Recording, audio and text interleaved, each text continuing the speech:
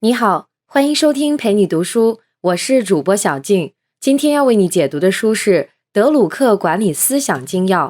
下面我们会用大概15分钟的时间，简单的介绍一下这本书。被誉为现代管理学之父的彼得·德鲁克，一生著作颇丰。2001年，在他本人的支持下，出版社从其60年来几十本经典著作中进行挑选，编辑成了德鲁克管理思想精要这本书。书中分别从管理、个人和社会3个方面对他的理论进行了归纳总结，而德鲁克最有影响力的3个理念贯穿于整本书的各个方面，分别是知识工作者、目标管理和企业社会责任。可以说，了解了这3个理念，就能够抓住德鲁克管理思想的精髓。书中收录的不少理论和观点虽然是几十年前提出的，但用于指导当下的实践一点儿也不过时，甚至一些概念是具有颠覆性的。现在我们先来看看第一个重点内容：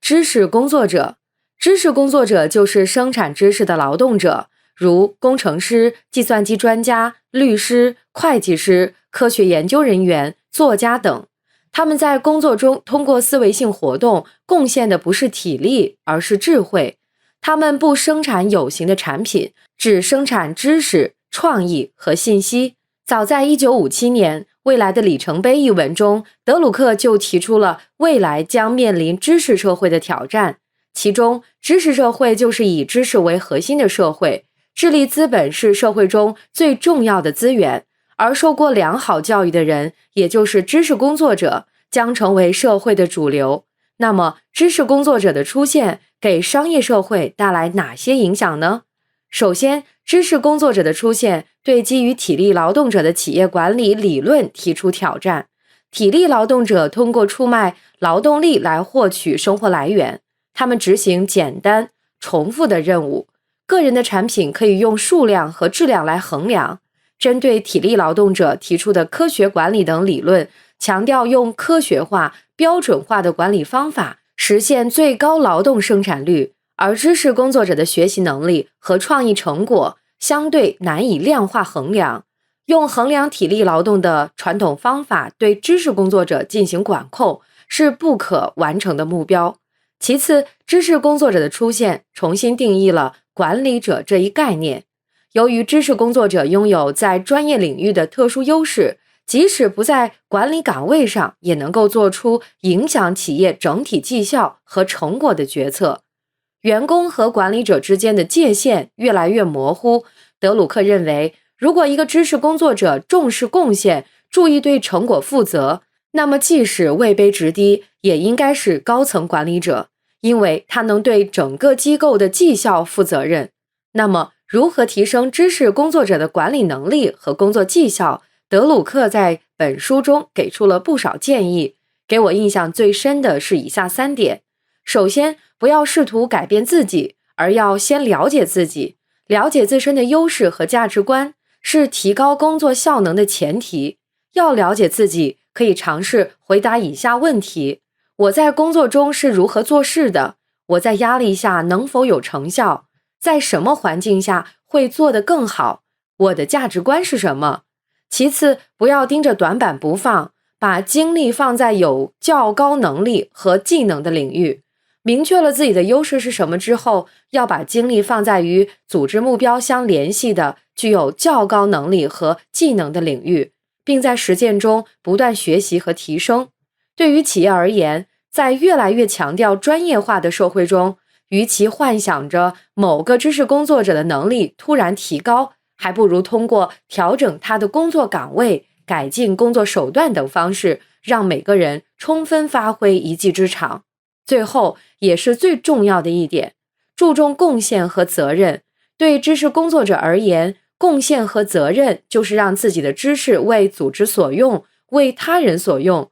想要做出贡献，那么无论是提高时间管理的方式，还是提升决策和沟通的技巧，都应该朝向组织目标这唯一靶心。在朝着组织目标努力的同时，也要兼顾具体岗位的具体需求。这就要求知识工作者不墨守成规，在出任新职位的时候，通过调整自己的工作目标来积极适应新职位需求。好了，上面就是为你讲述的第一个重点内容，知识工作者。在这个概念的基础上，我们接下来说第二个重点内容，目标管理。什么是目标管理？简单来说，就是将企业所有人员的努力凝聚到企业共同的目标上来的一种管理过程。目标管理要求企业将自身的使命和任务都转化为一项项具体的目标，由各级管理者亲自参与本人目标、本部门目标和整体目标的制定，并在工作中实行自我控制，通过个人和部门目标的完成来确保企业整体目标的实现。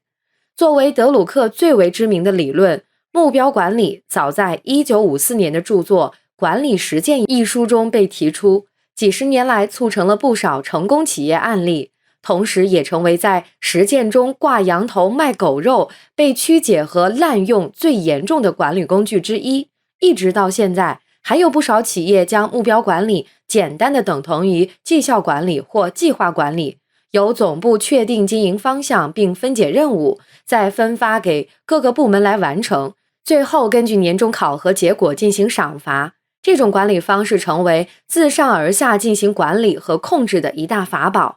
但读过本书之后，你就会发现，目标管理其实是一种自上而下的确定组织目标，并需要管理者通过自我控制来实现目标的管理方式，与计划式管理截然不同。无论是哲学理念、目标制定方式和考核结果的反馈方式都大相径庭。那么该如何确定目标呢？目标的内容是向股东负责，尽可能为股东提供短期利益，或者向员工负责，全面建设员工福利，还是向社会负责，做一个有责任感的企业？德鲁克认为这三项任务同等重要。目标的确定要同时考虑组织目标、员工成就感和企业社会责任。依据这三个方向，目标的内容可以具体细化为市场经营目标、创新目标、资源目标、生产率目标、社会责任目标等。在认同企业目标的基础上，管理者为自身或自己所在的部门设定的目标不一定要量化，但要清楚、明晰、可衡量，并且有完成的期限和责任的具体分配安排。说完目标管理的哲学理念和目标制定方式，最后来看看目标管理中应该怎样进行绩效考核。既然目标由管理者自行制定，上级部门是不是可以垄断绩效评测信息来进行赏罚激励呢？德鲁克又一语惊人，绩效评估的信息应该直接提供给管理者，而非他的上司，因为这类信息是自我控制的工具，而不是上级控制下属的工具。高层掌控测评结果，对反馈意见秘而不宣，这样的方式不但影响士气，而且无法让每位管理者以自由人的身份自行纠偏，第一时间将目标实现情况反馈给管理者，反而能激励他们追求最好的表现，并制定更高的绩效目标和宏伟愿景。所以说，这个德鲁克在上世纪50年代提出的管理工具，对于当下不少企业而言仍然过于超前，只能将其作为未来的理想型组织进行仰望。在企业内部实行目标管理，绝对不是购买一套绩效管理系统就可以实现的。对管理人员的信任和授权，自下而上的目标制定流程，提供自我纠偏的机会，三者缺一不可。这也意味着整个组织文化的转变。好，以上内容就是为你讲述的第二个重点内容，目标管理。下面我们要进入最后一个重点概念，企业社会责任。企业承担社会责任，意味着企业不能将盈利作为唯一目标，还要兼顾对环境、对员工、对消费者和对社会的责任。虽然现在看起来企业承担社会责任天经地义，但在上个世纪，针对企业是否应该承担社会责任这一问题引发了一场大论战。德鲁克虽然不是最早提出企业社会责任概念的学者，但一直是企业社会责任坚定的拥护者。企业是社会的器官，这种表述在本书中反复出现。德鲁克提出，任何企业得以生存，都是因为它满足了社会某一方面的需要，或是实现了某种特殊的社会目的。只有在社会和经济允许的条件下，企业才会存在并发展。因此，德鲁克将社会责任目标作为企业目标管理的重要组成部分。他认为这是关系企业生死存亡的维度。那么，企业应该如何承担社会责任呢？书中提到了3种承担方式，分别是不作恶、赚钱行善和行善赚钱。我们先说不作恶，也就是企业不能明知道经营行为对社会有害还去做，这是企业最基础的保守责任。这需要企业在生产经营活动中注意控制或消除不在企业使命范围内的各种社会影响，包括对环境的影响、对健康和人身安全的影响等等。不作恶是企业道德的底线，虽然简单朴实，但在责任与利润产生冲突的时候，并不容易遵守。第2种方式是先赚钱后行善的积极社会责任。德鲁克认为，健康的企业需要与之匹配的健康社会作为支持，所以面对那些与企业主营业务无直接关系的社会问题领域，企业也可以进行投入，并建立与之匹配的能力和价值系统，帮助社会变得更健康。比如，卡内基成立基金会，将企业利润投向教育、医疗等普遍需要关注的社会领域，就是积极的通过赚钱行善来履行社会责任。最后一种方式可以称为行善赚钱，是指企业基于解决社会问题、化解社会矛盾而提出的创新，比如开放新技术、新产品或提供新服务等。这是把企业对社会产生的不良影响或者社会中本来存在的问题转化为对本企业有利的机会的过程。这个过程也被称为社会创新，这是德鲁克在社会责任领域的最大贡献。他认为，创新并不只限于技术、社会变革和社会创新，至少与技术创新具有同样的重要性。一些颇为成功的商业企业很大程度上就是社会创新的产物。好，现在让我们简单回顾一下《德鲁克管理思想精要》这本书的主要内容。本书是德鲁克60年来的作品精选，他最有影响力的3个理论贯穿于整本书，分别是知识工作者、目标管理和企业社会责任。首先，我们说到了知识工作者这个概念。知识工作者是一种面向未来的劳动者，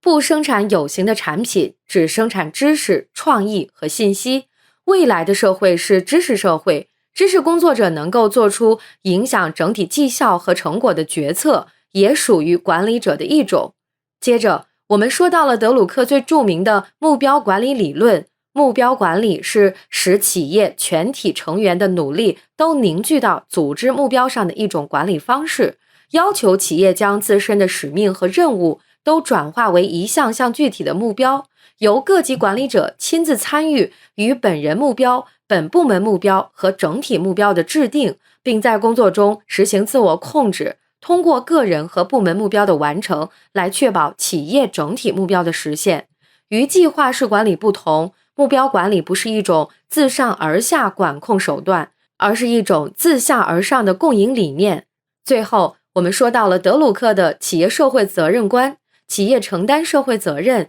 意味着企业不能将盈利作为唯一目标，还要兼顾对环境、对员工、对消费者和对社会的责任。德鲁克认为，企业应该义不容辞地承担社会责任，除了不作恶的保守责任和先赚钱后行善的积极社会责任之外，企业还可以通过行善来赚钱，为解决社会问题进行的社会创新，同时也是商业机会。